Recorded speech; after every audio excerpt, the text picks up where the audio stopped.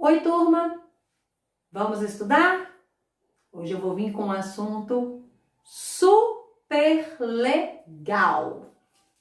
Quem aí adivinha sobre o que eu vou falar? Levante o dedo. Isso mesmo. Histórias em quadrinhos. Eu amo este assunto.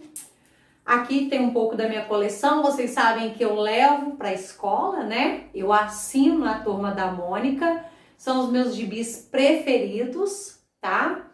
E nós vamos falar sobre esse gênero agora, né?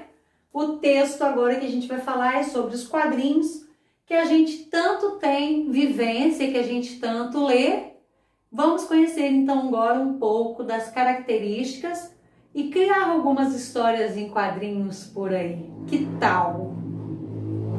Bem, gente, as HQs ou as histórias em quadrinhos, elas são sequências narrativas que elas são representadas em quadro a quadro. A gente pode ver que tem tirinhas com 2, 3 quadros, né?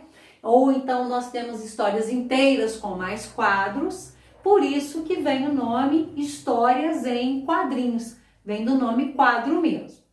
Elas podem ter somente imagens nesses quadros ou pode intercalar imagens e textos. Na maioria das vezes, as falas são escritas em balões e esses balões possuem formas diferentes ou alguns com algumas cores diferentes também. Há interferências de um narrador, por exemplo, quando tem que fazer uma explicação sobre a história, marcar uma questão do tempo, da passagem do tempo. Então o narrador entra ali, não num quadro de balão ou num quadro de pensamento, mas geralmente num quadro retangular ou quadrado, onde a letra também vem diferente, onde a gente vai entender que aquilo ali é uma parte explicativa do narrador sobre a história. Uma coisa muito comum que a gente pode ver nas histórias em quadrinhos são as onomatopeias. O que seriam isso?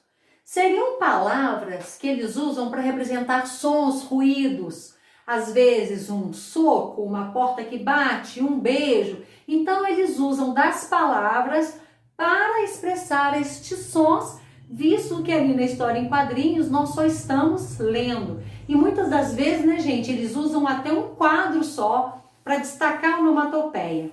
Creio que vocês já devam ter reparado nisso daí. É uma linguagem verbal e visual na história em quadrinhos, né? Nós temos aí, uma complementação de um com o outro. Eu tenho a imagem que me ajuda a entender aquilo que eu estou lendo. Também podemos observar, gente, que as ilustrações, elas representam sentimentos, emoções, ações, sensações e movimentos presentes nesta narrativa da história em quadrinhos. Creio que até agora não falei muita novidade para vocês em história em quadrinhos, porque eu sei que vocês são apaixonados como eu. Bom, o que eu venho falar de novidade é que nas histórias em quadrinhos, na maioria, não só nelas, mas já que estamos falando delas, nós encontramos a interjeição.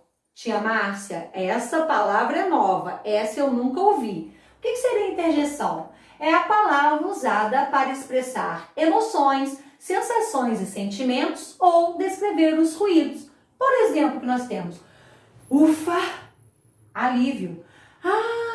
Pode demonstrar alegria, espanto, surpresa. Nossa, admiração ou toque, uma pancada ou uma batida. Vejam só, gente, que na maioria das vezes essas interjeições, elas vêm acompanhadas de uma pontuação específica, que seria o ponto de exclamação. Não necessariamente, pode ter também reticências, pode ter também um ponto de interrogação, quem sabe, ali numa interjeição. Mas a maioria vem com o ponto de exclamação. Atentem-se para isso, deem um stop no vídeo, copiem os pontos principais que eu coloquei aqui no quadro, anotem no caderno de produção de vocês, porque daqui a pouco nós estaremos fazendo a nossa produção de história em quadrinho. Modéstia à parte, eu adoro criar história em quadrinhos, eu adoro criar personagens, vocês sabiam? Quando eu era pequena, eu tinha uma coleção de histórias em quadrinhos minhas. E eu sei que aí na sala tem gente que tem, viu? Histórias em quadrinhos muito interessantes pra gente. Uma coisa muito importante, viu, gente, quando nós estamos escrevendo as histórias em quadrinhos, é que lá, na maioria das vezes, também se usa a letra maiúscula, né? O script maiúsculo, não é a letra cursiva que nós usamos. Outra coisa muito importante, as histórias em quadrinhos, mais do que nunca, são reportadas aos outros leitores. Então, nós temos que nos atentar para duas grandiosíssimas coisas: a escrita correta das palavras e a pontuação. A gente não pode usar frases muito extensas, a gente não pode ficar usando balões muito grandes, nós temos que ser mais específicos na elaboração desses textos. Mas daqui a pouco a gente vai estar conversando sobre isso. Um beijo, turma! Até agora é isso e espero que vocês tenham entendido.